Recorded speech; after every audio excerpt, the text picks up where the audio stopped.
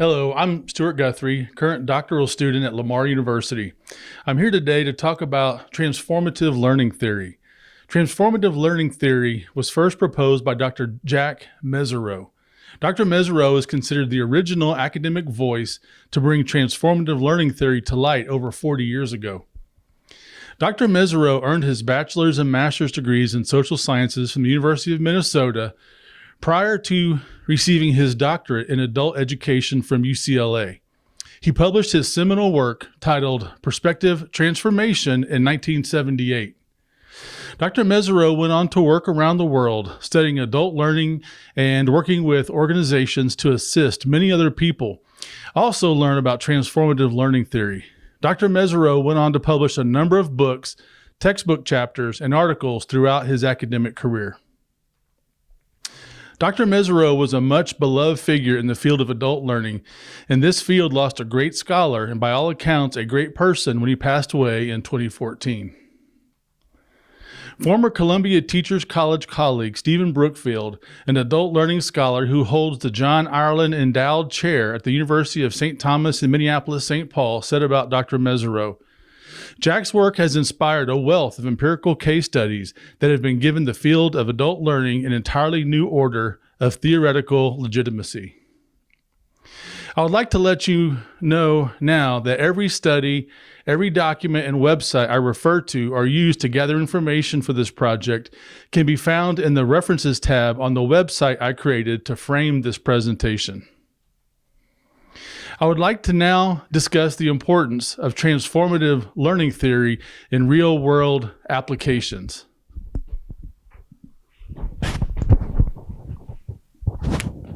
How you doing? You all right? Hang in there. Man, this would make a great tweet. Hashtag transform the Bush way. The premier school becomes more premier. No, I get it. Something with a bulldog. Yeah, Bush Bulldogs, transforming the future. What is the mascot at Lamar? A cardinal or a bird or something? Whoa. I know You the actually bulldog are sitting down. and I realize The you have a bulldog school gets the to bird. promote. That's a great I idea. get it, but let's get something straight. Transformative learning theory is not something you can neatly fit into 240 characters on Twitter, okay? Oh, and by the way, this other guy is me also, but the principal me. I know it's confusing. Hopefully I can share with him what I have come to know in my reading about adult learning theory, linking theory and practice by Sharon Merriam and Laura Bierma, and a lot of academic research. So are you with me? Not even close, but I'm listening. Okay, keep listening. Well, in a way, what you're experiencing right now is a disorienting dilemma. And that is thought to be as a trigger for an adult to question what we know, how we perceive things, and how we behave. That is straight out of transformative learning, by the way. This may not be exactly a disorienting dilemma, but it might be in a way. Let me explain.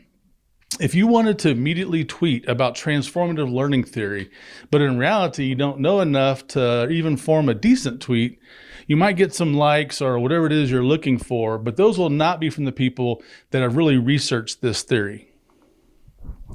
In fact, this theory has been so researched and expanded that there are researchers that talk about how to further split up theories into different categories. Take a look at this research. There's Taylor and Cranton, there's Newman, there's Dirks, it's a big name you're going to want to remember, Tisdale. There's all sorts of research out there that is crucial to really getting a deeper understanding of transformative learning. For example, Elizabeth Cranton and Edward Taylor have long looked at transformative learning and split the research into three-part framework: the cognitive perspective, beyond rational, and social change. The cognitive perspective is grounded in Mezirow himself, the original look at transformative learning, by making meaning of one's own experience in a rational way. It's how I always think about my own learning. I'm adding to it cumulatively. But in this class, the research has really taught me a lot about how to think about how I learn. Beyond rational, as its name implies, is moving into a different realm of learning and understanding to include concepts such as emotions, spiritual notions, and relationships. Social change, as it sounds, is based more on the resulting behaviors one might take as a result of their new insight in learning. So let me recap what I hear you saying about transformative learning. It's an adult theory on learning. It is likely to be initiated with a dramatic dilemma in order for the psychological process to start, which leads to a critical look. That's actually pretty spot on. At least as far as the basics go. And then it's been researched to the point where there are various ways of looking at this theory, which has become sort of a research topic into itself, pretty right? Good. But then, if that's the case, wouldn't the COVID-19 global pandemic be a dilemma that might create this change in adults and students as well? I think you're on the right track, but empirical evidence usually lags behind a bit because of the need to really dig into the issue. This isn't a tweet worth sending just now. Let's let the dissertations be written and the peer-reviewed research fully examine the topic first. You know, as I sit here and think about what you're saying, I did talk with our students about letting curiosity be their guide and how they should take the time during the COVID-19 pandemic to take charge of their own learning. In fact, I've been reading this book titled Empowered, What Happens When Students Own Their Learning. I see a connection between transformational learning and student ownership of their own learning. With the COVID-19 pandemic and as the dilemma that instigates our young people into reevaluating how they see themselves in the world, how they see the world, and eventually how they behave in the world. I think there might be a connection between those topics and problem-based learning as well. Let me show you a video I made. This next week, we're going to call it Commitment Week. And it doesn't mean that we're going to change from what we've done so far. It doesn't mean you're going to have more work to do at all. What it's going to mean is that we want to see our students commit a little more to working on their own learning, as well as what we've provided both in assignments and extension activities. I've said this a number of times. I want your curiosity to be your guide. There are so many things that you can involve yourself with and really focus your learning on. We'll explain more about that this coming week, but this is going to be Commitment Week. Actually, that's a really nice video. We both look very sincere, and I think that when the video was recorded before the distance learning started, we looked like we understood the emotional needs of our students. You said and did some research before even starting. It sounds like you've taken some of my influence, maybe from the doctoral program, and using some peer-reviewed research. That was a good call. Well, yes, you did have a positive influence. You have had a positive influence. And it's also interesting that the podcast that you put together with Dr. Jenny Donahue also mentioned transformative learning. However, you didn't quite get all the details right. I did make a mistake. Believe it or not, that's actually excusable because Dr. Mesereau initially called his theory transformational as well. So that's an honest mistake. You might find it interesting that Dr. Mesereau also influenced doctoral programs to take on the cohort model, kind of like what we're doing at Lamar right now. And another thing. All right, let's just go watch the video. All right, fair enough.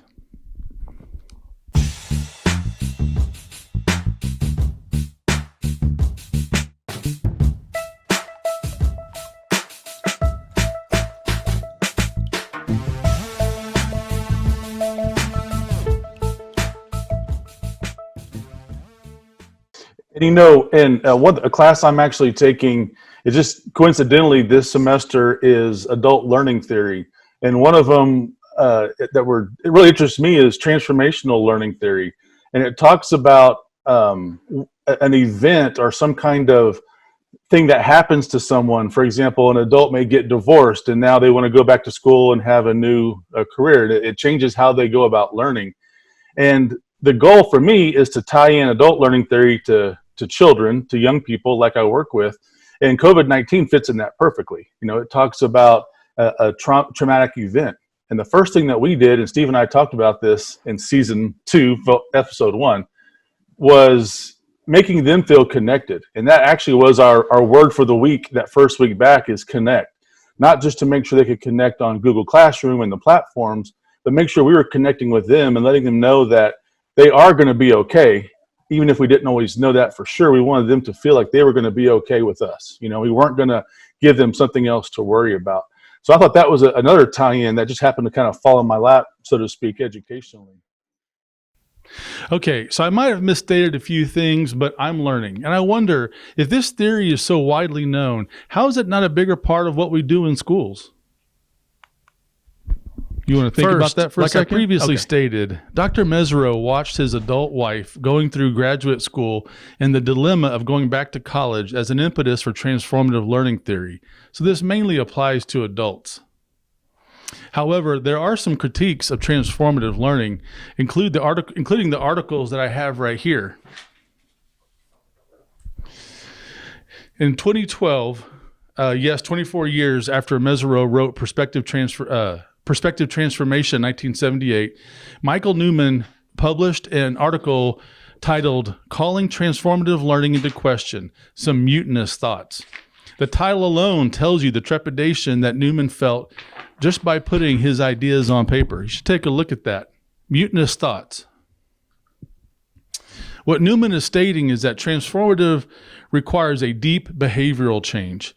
He talks about a friend in her mid-50s going back to school for a degree in botany. When she was done, same old person, now with an education in botany. No real change, but just good learning. That's Newman's critique. In the article, Newman points out a logical fallacy, and he quotes Tisdale, which is right there for you to look at, saying, given the life force is everywhere in the process. Okay, of course, meaning is happening all the time. People's spirituality is always present, though usually unacknowledged in the learning environment. So what she is saying is, you either acknowledge the life force, whatever that is, or you just haven't experienced yet, or are unaware. Not sure if that's a logical fallacy or just a good old-fashioned nonsense. And this researcher, she's a doctor. Oh, here's another article she wrote called Spirituality, Cultural Identity, and Epistemology in Culturally Responsive Teaching in Higher Education.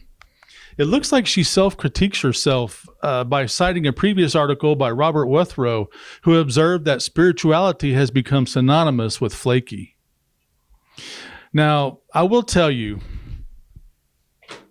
that this is interesting. 24 years after he wrote, we're still talking about transformational learning. Hey, I want to read this to you. Transformation is as a sociocultural phenomenon. Participants you can call it a rabbit hole. We call it research. It's a rabbit hole. This is how you get to the essence of a theory and a critique. You realize researchers have written books, and I mean 600-page books on various aspects of this learning theory. So for the sake of transparency, I had the idea for this conversation with myself regarding transformative theory. I knew we had the capabilities in our campus green screen studio, but I cannot take credit for editing the final product. I'll let you know that I rewarded our tech class specialist, Mr. Steve Wickwar, handsomely at our last happy hour.